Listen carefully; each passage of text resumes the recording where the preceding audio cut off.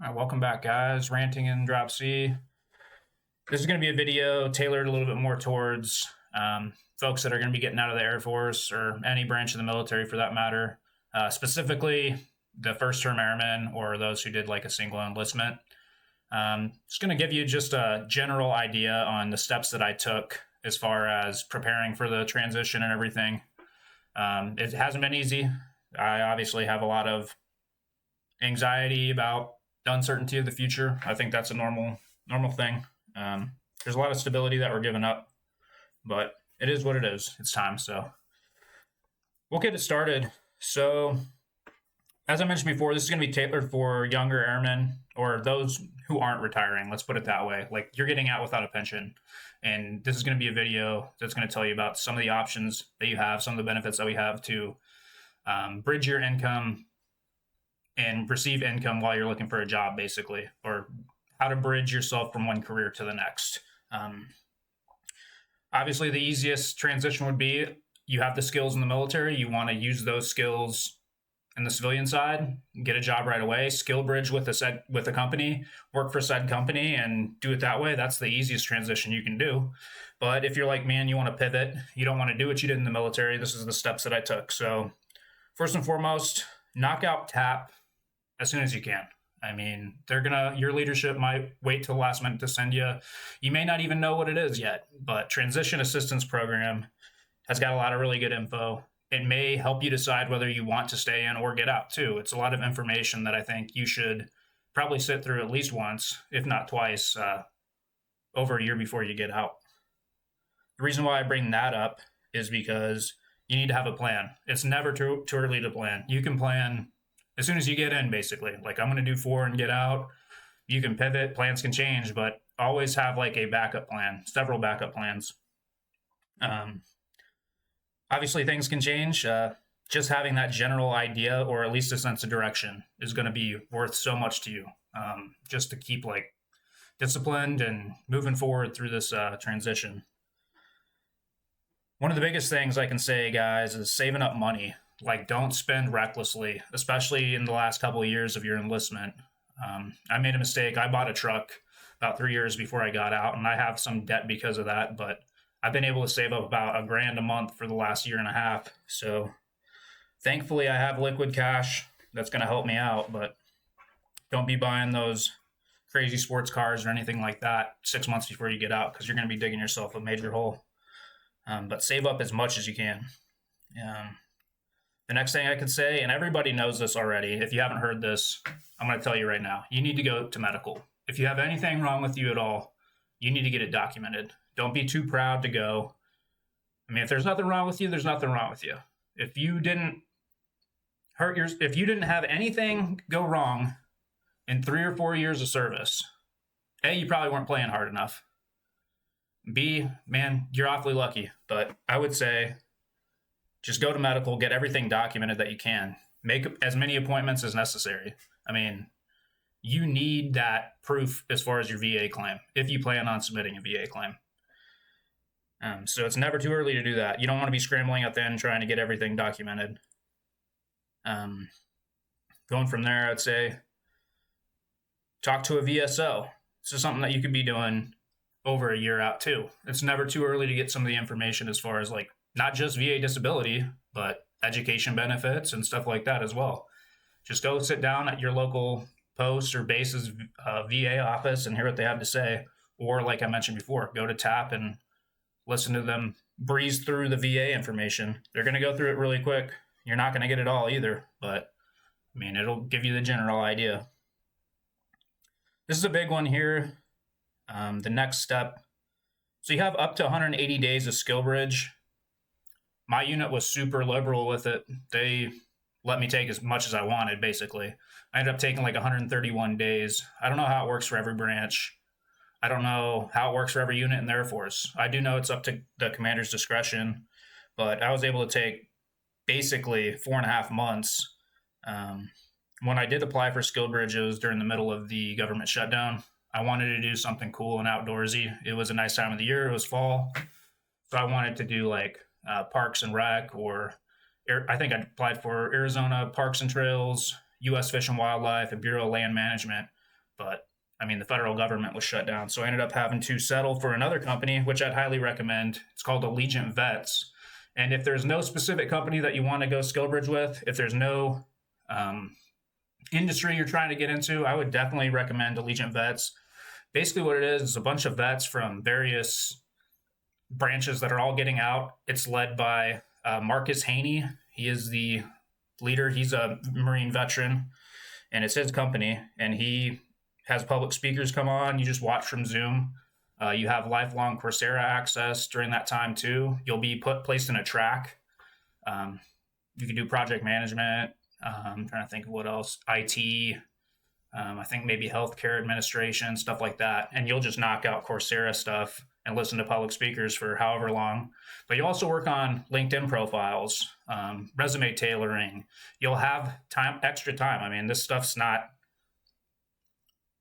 nothing strict about it. So you can go to your VA appointments. You can work on your buddy statements or your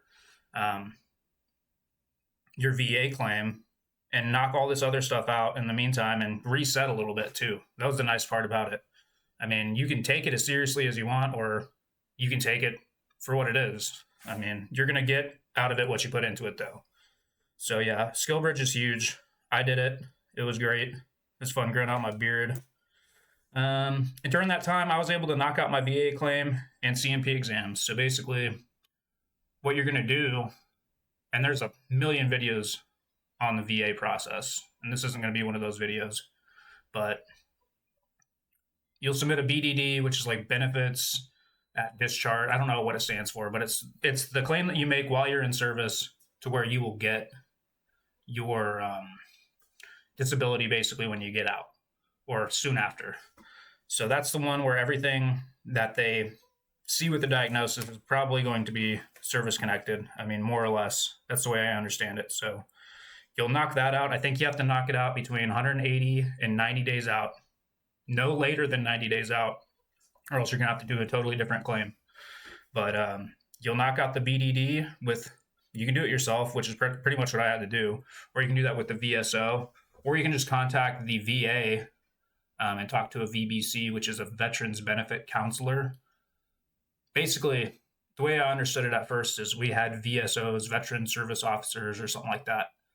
I forget what they stand for, but we had those at my base, and I kind of thought I had to use our VA office, and I wasn't impressed with them. But I ended up getting some recommendations on Reddit and going with a guy that was in Reno, and he was really knowledgeable and great. It was just, he was in Reno. It's not like I could stop in his office, and he wasn't super responsive to emails or phone calls, so I ended up kind of doing a lot of the work myself. But yeah, you can knock out the VA claim, your CMP exams, compensation and pension exams, basically whatever stuff you claim, you're going to get seen for it from a doctor. Mine were contracted out. I didn't get seen by a VA doctor. I got seen by VES, Veteran Evaluation Services or something. It's a contractor. I had about 4. I had a mental health exam. I had like an overall like physical where we went over every part of my body. Like, does this hurt? Does that hurt? They use the tools to see how much range of motion you have. Trying to think what else. You might have like some specialty CMP exams as well. I had an at-home sleep study. I also had an eye exam I have watery eyes, really bad like eye allergies. And then I also did like an audiogram, like a super in-depth audiogram, not the crap that you see like you go into the booth at public health. Now this is like they try to see if you have tinnitus and hearing loss and all that stuff. So I did all those. I don't know what other ones there are, but those are the 5 that I did. From there, so you can look up the VA pay. I still haven't got mine. I don't get out for another week, and I've heard that it could take a few months before I even get my decision letter. Guys, it could be 0%, it could be 100%. I really don't have a expectation, but I did submit a claim for everything I'd ever been seen for, which to me I feel like is what you're supposed to do. At least that's how I understood it. So I didn't let my ego get in the way there. I went ahead and filed it, and if I get 0% but service connection starts hurting me down the line, at least I have it service connected. I can get seen at the VA for it. But that is potential income down the road. I know I don't know exactly what each percentage gets you as far as benefits. I know roughly what it gets you as far as pay. I know 70% was something I thought would be realistic for me. I think that's around 1,800 a month, which is pretty damn good money. I mean, tax-free money. I think 100's around 4 grand a month. That's not really on my radar, but I know a lot of people who have gotten 100%. But that's some income that could help you later on down the line, a few months after you get out. Next thing is, if you're looking to pivot, I'm not taking much time off. I'm getting out at the end of March. I'm going to get right into school. Basically, you got to have your DD 214, your certificate of eligibility for your GI Bill, and you can start school as soon as possible. So I'm actually going to go this summer. You can get on va.gov and use the GI Bill comparison tool. That's basically going to tell you what kind of BAH you're going to get. So if you use the post 9/11 GI Bill, you're able to use, I believe it's E5 with dependents, BAH. They call it MHA, Military Housing Allowance. But you will actually get your tuition paid for. And if you're going full time, you will get the full rate here in Tucson. It's about $1,900 a month. So that's just what I'll get while I'm in school. If you're in school for part of a month, it'll be prorated. If you're in school for the full month, you'll get the full $1,900. But you got to be in full time. Like for me, I think a regular semester full time is 12 credit hours. For the summer, like condensed courses, it's like 6 credit hours. So you also have to go to at least one class in person. Sorry for the pause there. Like I said, I'm not editing these videos. You can sit through it or you don't, or you won't. I think I have like 40 views total on all my videos, so this will probably never get seen. But anyway, use that GI Bill comparison tool. Don't settle. You only get to use it once, really. I mean, there's other education benefits you may qualify for, like VR&E.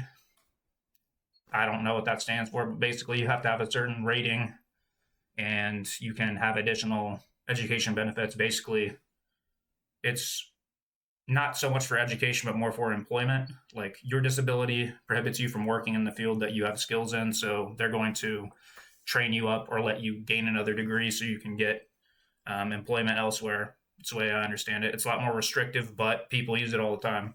Look into that as well. I'm not the expert on it. I'm just letting you know that it exists. But yeah, that GI Bill income can help you out a lot. And you're also going to school. So make sure you're going to the school that you want to go to, though. That's all I can say. Don't waste that shit. Okay, this is from my base exclusively. I can't tell you about your base, your post, or whatever. But final paycheck for me at Davis Monthan Air Force Base was going to be 2 to 30 days after I separate. So that's going to be my end of month pay for March. The paycheck I usually use to pay rent at the end of the month. I'm not going to be getting that for a while. I'm also going to get that in addition to the leave I'm selling back. I'm selling back 31 days of leave because what the hell? I'm getting paid through March anyway. They're not really making me come in. I'm just out processing. So what's the point? Go ahead and get paid for March and then take the pay for the leave days on top of that. If you had a bunch of days, I'd say take it. But with only about a year's worth of leave, I'm going to go ahead and get paid out for it. You don't get paid out for BAH. You don't get paid out for BAS. I think you might get paid out in your final pay a prorated amount for your clothing allowance, your end of month pay, and then your leave sellback, which is taxed at like 22% because it's like subsequent income, some special kind of income that gets taxed at a higher rate. It's total bullshit. It pisses me off, but I'm in a situation now where, hey, if I get 3-4 grand out of this extra, that's like a month's expenses for me if I'm living below my means or more. So that's going to help me out, bridge me to June, which is when I anticipate on getting paid out for my GI Bill and potentially for any kind of VA disability that I may have earned. Another really good one that they didn't really touch on too much in TAP, but something that you really need to look into is if you're looking to work at least part-time while you're going to school, you can do something called the VA Work Study Program. What that is, basically, is you'll work in the vet office of your school. It's not an automatic thing. You have to interview for it. You have to apply for it, everything like that. I'm going to apply for it. But what it is you can work up to 25 hours a week. So nothing crazy. You're not going to be pulling overtime or anything like that. 25 hours a week max. And I think a lot less than that if you choose. Working in the vet office, you're going to be making your state's minimum wage, but it'll be tax-free income. Up to 25 hours a week. You have to be enrolled at least 3/4 time at that school, and it has to be while you're using education benefits. So I think that's pretty cool. So you can work 25 times whatever you're enrolled for. So 25 hours for the amount of weeks you're enrolled for, if that makes sense. That's how many hours you can get total for each semester. I don't know if you have to keep applying for it each semester, but another thing that I found out with the VA work study program is you can, if you get accepted into it, you can get paid in advance up to 40%. So 40% of that tax-free money, they can just pay you right up front, and then you'll take the rest of it as you work. And then lastly, this is another like education-related thing, but fill out a FAFSA for a Pell Grant. When you get out and you're unemployed, you're going to obviously be below the poverty threshold. Again, super unprepared for this video, but I want to say the yearly cap on it's several $1,000s. I think it's like $6,000 or something total.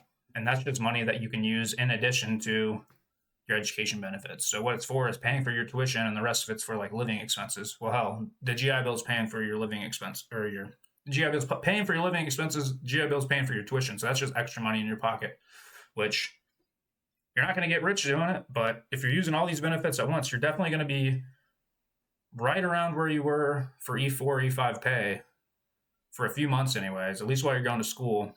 And I would be living well below my means if I were you, and I would also be saving up as much of that as you can, because all this stuff's temporary. You can only use the GI Bill once, really, and you're only going to be in school for so long, and there's a cap on FAFSA Pell Grants, so look into that, guys. But apply for all these benefits, and you could be making $4,000 to $6,000 a month, really. I mean, I wasn't raking it in as an E5 in the Air Force, but my paychecks were about $2,500 every other week, and I was able to live the lifestyle that I wanted to live. So as long as I can do that while attaining my degree and come out on the other side of this thing, being able to do what I want to do, then it's going to all be good. Which brings me to the last benefit or entitlement that we have. A lot of people are going to be trepidatious about this, but if you when you get out, you can apply for a thing called UCX. I think is what it's called. It's like it's ex-military unemployment, basically, is what it is. Each state's different. Arizona, I think you can use it for 6 months or 26 weeks or 6 months, and you'll get paid weekly, but you have to be able and willing and actively seeking work. So I think you have to apply for a certain amount of jobs. You'll check in with somebody or upload them online. I really don't know. I'm about to apply for it, so I'll probably make a video as it happens, but that's a benefit that you can use. I don't anticipate on it being more than like a few $100s a month, maybe $1,000 a month tops, but it's something that I plan on using as well, because I will be looking for part-time work. More than likely going to be doing the VA work study thing, but from the months of April and May, it's going to be tough, guys. I don't want to just sit around with my thumb up my ass for 2 months waiting for school to start. So we'll see what happens as far as getting a job and using the UCX benefits. But there's probably a lot more benefits out there. But overall, if you guys use these 4 or 5 different benefits, your cash flow should be pretty decent while you're transitioning and going to school, and it will give you a little more time to think of a long-term plan or execute your long-term plan without having to be so urgent. Basically, without having to settle, you'll be able to just knock this stuff out. So if you have any questions, drop them in the comments too. I mean, sorry for not having the exact facts, but there's tons of videos on this stuff, guys. I'm just trying to like plant the seeds so you can do a little bit of research on your own as well. But that's it for me. Probably have another hockey video out tomorrow, but y'all take care. Until next time.